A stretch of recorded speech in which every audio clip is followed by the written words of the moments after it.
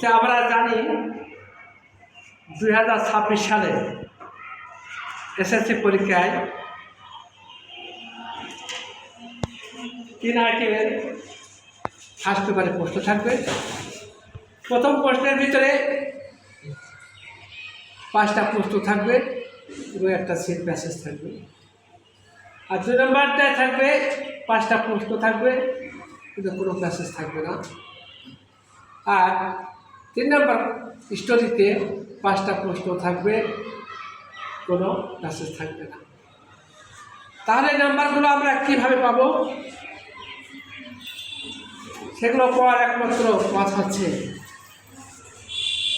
প্রথমে আমরা প্যাসেজটা সুন্দর করে পড়ব, পড়ার পরে আমরা বুঝবো, বোঝার পরে ওই প্যাসেজ থেকে এইভাবে গুরুত্বপূর্ণ কিছু প্রশ্ন, ওই প্যাসেজটা গুরুত্বপূর্ণ প্রশ্ন কী কী হতে পারে সেগুলো আমরা দেখব। আশা করি সাপোজ যে গল্প থেকে আমি এই প্রশ্ন রেখেছি, এই গল্পের থেকে যদি আমার ধারণা, যদি 5টা প্রশ্ন আসে এইগুলোই আসবে।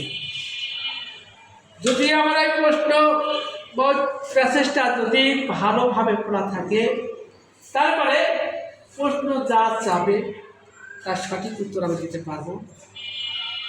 আর যদি প্যাসেজটা ভালো পড়া না থাকে, না জানা থাকে, তাহলে এই 5টা প্রশ্নের উত্তর দেওয়া সম্ভব না। যেমন একটা প্রশ্ন করা আছে যে how to we observe the day, আমরা দিনটা কীভাবে পালন করি। তাহলে গল্পটা যদি পড়া থাকে তাহলে আমরা যথাযথ উত্তর দিতে পারবো। আর যদি যারা না থাকে তাহলে তাদেরও নাম্বার পাওয়া সম্ভব না। আর ইংলিশ এমন একটা বিষয় যে আবল তাবল দেখে ইংলিশে মার্ক পাওয়া যায় না। কাজে ইংলিশ নাম্বার পাইতে হতে পারে, ইংলিশের প্যাসেজগুলো খুব মনোযোগ সহকারে পড়তে হয়, বুঝতে হয়, জানতে হয়।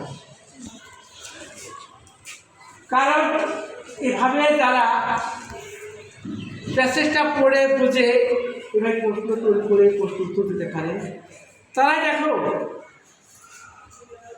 ভালো রেজাল্ট করেছে। আর যারা প্যাসেজটা পড়ে না, প্রশ্ন বোঝে না, তারা ফেল করে। এবার আমার মনে হয় যে প্রশ্ন হয়েছে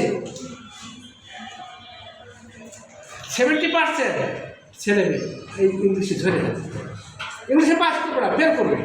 কেননা স্যার যত ভালো করেই পড়ায়, ভালো করে প্রশ্ন লিখে তো ও তো তার মধ্যে শুনি নাই। তাই কাজে আগে যা করে দিছি সেটা তোমরা করো না। সেদের মধ্যে যেদিন যে প্যাসেজটা পড়া হয় সেদিন সেই প্যাসেজটা তোমরা মনোযোগ সহকারে বুঝে নেবে এবং যে প্রশ্নগুলো দেখা হবে এই প্রশ্নগুলো ভালো করে বুঝে নেওয়ার চেষ্টা করবে। ইনশাল্লাহ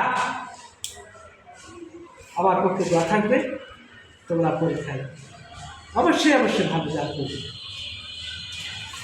ঠিক আছে, আমার কথা সবাই বলে চেষ্টা করবে। খুদা হাফেজ।